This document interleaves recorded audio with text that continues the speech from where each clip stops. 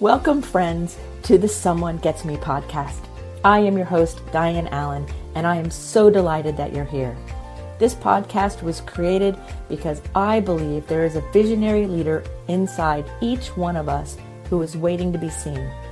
In each episode of Someone Gets Me, you will hear useful tips from successful visionaries who will share their stories about how being seen has allowed them to take their vision out into the world with action.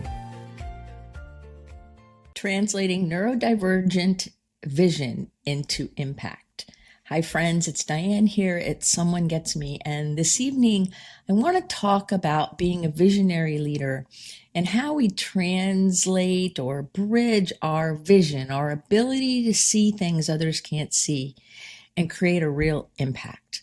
There's so many ways that we can take our vision and kind of swim around in it, never really quite get to the impact that our heart and our soul really want to see us accomplish. So I want to talk about how we can use our neurodiversity in our favor and things we want to look out for as we decide that we're going to make an impact. Now, I say decide on purpose because to decide means to cut out all of the possibilities. So for me, it starts with that inner yes. That inner yes, I desire to make an impact. I desire to be a beneficial presence on planet Earth. I desire to live my heart's desire. Whatever that is, we want to make that decision to make an impact as a visionary. And as somebody who's neurodivergent, that sense of structure and focus helps alleviate a lot of the existential loneliness. So if you have great visions and things you're thinking about and ideas and you're putting together data points and everything, and there's no structure, then you're going to have that experience often of kind of floating around like a pinball or maybe being tossed about on the sea. And what's going to happen is it will dissipate or get lost or get distracted from. And then you'll have that chronic sense of, I can't get there from here. I just can't quite get to the thing. That's where a lot of people call me because they're stuck in that outward spiral, in that kind of being tossed around because they are visionaries. They are neurodivergent and can see things. Yet the structure, the foundation, the way to go about having an impact with that vision is not quite honed yet. So that's where a mentor like me comes in, and because I can see it for you, right? And I can see it with you and help you create the structure. And so it's so funny because when I use the word structure, sometimes people go, oh no, I don't want to be in a box. And I didn't say box. I said structure. And sometimes our ego, that's not our amigo, will have us run away from the very thing that serves us. Neurodivergent people need structure in order to have our influence in the world. Now, I believe that neurodivergent gifted people are here to bring great things to the world. I believe that all of us have an amazing mission, a purpose, something that's important. Whether we can identify it yet or not, that doesn't mean it's not there. So I really think that this episode is more about how are we going to take that vision and create impact. Now I have three main little sections here that I want to talk about, but I'm sure I'll throw in some other things as I go. And the first thing is that visionaries often like to live in the future or the possibility or what can happen, right? I know I do it. I'm a visionary, and there's days I walk around and I think about all the possibilities. Well, if I let myself get caught into the visionary, all the possibilities, I miss the power of being present in today's moment. So it's a really beautiful dance. I kind of see it like this dance and this beautiful experience to be able to vision the possibilities, see the data, see what it is that your intuition, your heart is saying, and come into today with it. So it's almost like taking the visions and things that are out in the ethers that aren't quite here yet, but we can see them, and distill them down into today, the present moment. Because when we lose the present moment as a neurodivergent person or as a visionary, then we end up in that tossing around, kind of swimming and not really getting where we want to go. The next step after that is we get really frustrated and we have a hard time. We often can get irritable or not sleep well, or maybe our relationships even suffer because we can see something big or we can feel this big calling, yet we can't get there from here, right? Why? Because the structure is not supporting the goals, not supporting what we're trying to do. And so when the structure is either non-existent or maybe it's a misfit structure, which is true for a lot of us because the structures are misfit because we don't fit into the typical structure. So we have to create our own structure that will work for us. Otherwise, we're going to be frustrated. Otherwise, we're going to feel dismissed or even misunderstood. I recently had an experience where I was working with somebody and they misunderstood just about everything I said, partly because of their agenda and partly because they weren't listening. And we were operating under different mindsets. And so it was quite tricky for me to try to get across the structure that I was seeing and wanted to have happen with somebody who was unable to get there. So we can feel frustrated and misunderstood if we're not paying attention to our structure, because it was a real challenge for me. It's one of those things where I'm glad it's over, right? I'm glad it's over. Another thing that happens if we have a misaligned situation here is we feel alone. I did a retreat one time and of the 44 people at this retreat, I think it was like 32 or 33 of them wrote on this introductory paper that their number one issue was loneliness or afraid to be lonely or alone. And that spawned the book, The Loneliness Cure, which was my second book. Because I think that we miss the point that loneliness is somewhat about other people, but it's mostly about our own connection within us. If we're not connected to our own value, our own sense of self, our own inner landscape, it's real tricky to be connected to others and have that feeling of loneliness kind of dissipate. Now, alone and being lonely are two separate things. That's another podcast. But the point is, we want to have structure. We want to understand that as we let our visions come forward, as we see what's happening, as we, as twice exceptional gifted people, start to realize we want to really make an impact, and we make that decision to make an impact, we have to realize there must be some form of structure. We can't just throw it into the wind and know it's going to work. Yes, that's true. In a lot of situations in our life, we can do that because what it might take you 2 or 3 hours to do, it might take somebody else 8. And so you have all that leeway, right? We all know what that is. And real impact comes with structure. The second thing I want to talk about is about trusting yourself, because I think trusting yourself is vital. I know in the very beginning of me even being aware that I was neurodivergent, I didn't know that word then. I knew I was gifted and I knew I was different, and it was hard to trust myself because as a visionary, I could see things others couldn't see, but yet the people around me kept discounting and not understanding or ignoring what I was seeing. And so there was a lot of emotional turmoil and chaos and difficulty way back then. Now, in my current life, I have a lot of trust in myself. And I know what I say and I know what I mean and I pay attention. I remember learning the phrase, your yes means yes, your no means no, right? And I think that that's a spiritual truth. And a spiritual truth means paying attention to our essence, right? Our essence says your yes means yes, your no means no. You don't want to say yes and mean no and say no and mean yes. I have some people go, oh, I'll try, Diane. I'll try to do the homework you give me. I'll try to make an impact. My response to that, I will try, is that trying is a noisy way of doing nothing. The last time you said you were going to try to make a party or try to make an event, you didn't, or you showed up against your will, right? So trying is a noisy way of doing nothing. And really what we want to practice doing is trusting ourselves so that doubt can start to disappear. because what you're seeing is ahead of the curve. It's ahead of popular culture. And so it's easy to doubt it. And you're meant to see something beyond the curve. You're meant to see that thing, that idea, that vision, that construct, that structure. You're meant to see it ahead of everyone else. So when we look around and no one else is seeing it, and often if you're very sensitive or you're an empath or you haven't really learned this level of self-trust, you might start doubting yourself or even believing that you don't have the authority to bring out into the world the very thing that your heart is saying, yes, you do. Yes, you do.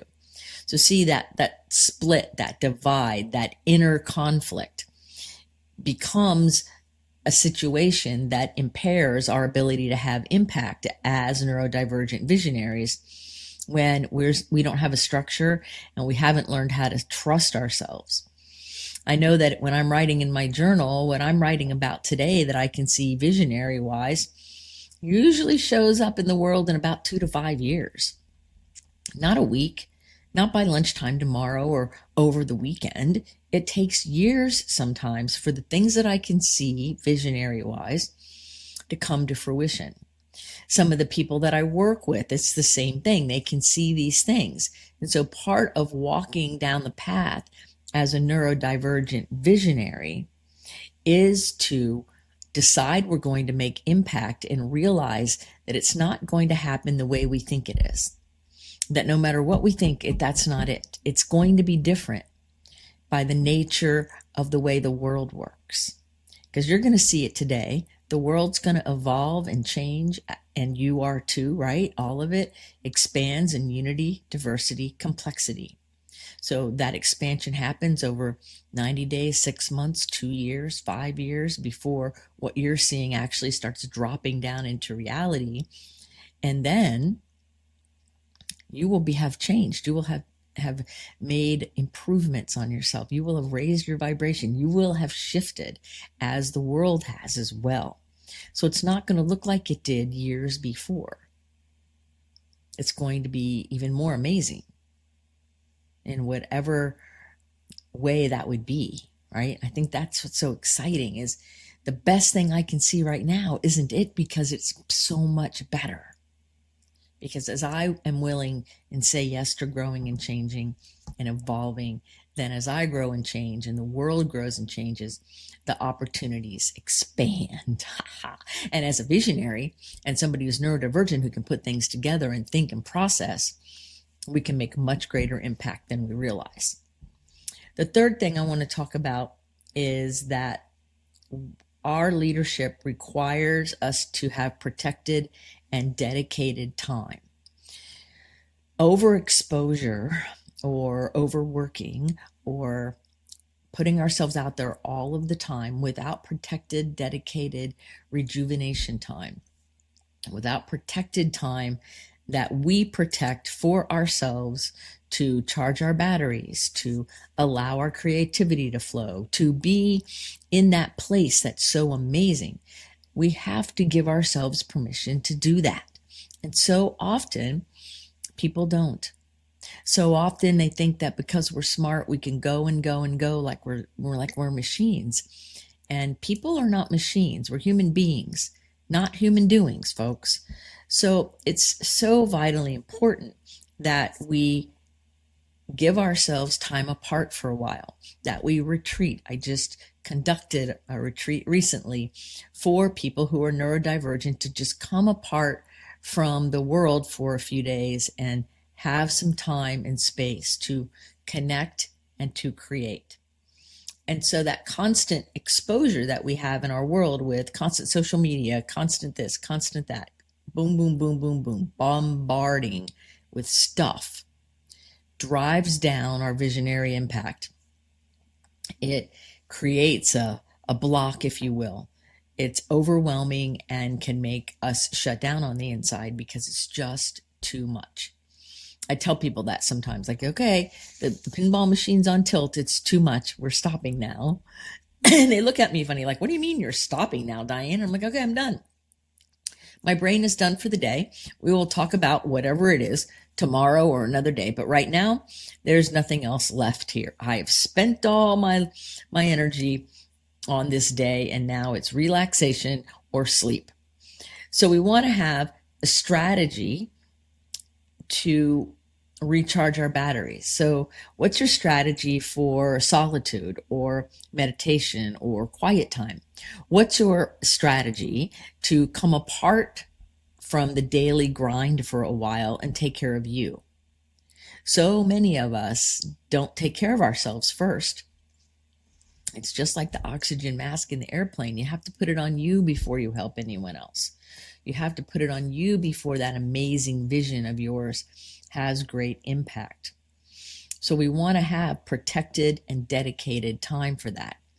I know that I do a midday meditation, a reset meditation, that I did a guided meditation for a reset meditation on my Visionary Leaders podcast. But I've also done it live for people, and I do it for myself, where I just turn everything off in the middle of the day and take 15, 20 minutes and just reset. Start all over. Whatever's happened during the beginning of the day is great. Now we're on another day. Breathing, realigning, and grounding. It's so important to have that be part of our daily truth, where we're taking care of ourselves, we're giving ourselves protected solitude, protected time to recharge in whatever way works for us. Because if you're going to make an impact and be a beneficial presence here on Earth, then it requires you as a neurodivergent visionary to be able to see, connect to, understand, and then translate and distill down into meaningful actions and words and ideas. That takes energy. It takes focus. It's your gift. And because you're not a machine, taking care of yourself first is a requirement. So where we're taught in this culture, especially women, to take care of everybody else first and not themselves, that doesn't work for visionaries who are trying to make an impact. If you're going to make an impact, you can't take care of all of the people before you take care of you. Because I spent 2 days in my retreat giving, taking care of everyone else. But I also spent 2 days before the retreat taking care of myself, and then time afterwards taking care of myself. And I still continue to do that. Because if I'm not fueling me and taking care of me with some protected and dedicated time apart to journal, to meditate, to stretch, to hydrate, whatever it is that is needed for my system, then the impact that my heart and soul wants to make always falls a little short. It always feels a little off, always not quite there. And I don't know about you, but I like to achieve the goals I set. I like to feel fulfilled and happy and satisfied with the impact that my work is making, the impact of my presence in people's life is doing. So in order for you as a visionary to make a great impact, it's vital that you take time apart for yourself every day, that you have a strategy and a structure for how you're going to bring your impact forward. How are you going to distill that vision into something meaningful? That matters very, very much. Charles Fillmore, the co-founder of Unity, had a phrase that I love too. And he always said, always reserve the right to change your mind. So you can put up with the best structure and the best foundation and have it all set, and then have an epiphany tomorrow, and the structure needs to shift. And that's totally okay. But what matters is that there is a structure. There is a focus on your impact, because your impact in the world is necessary for all of humanity.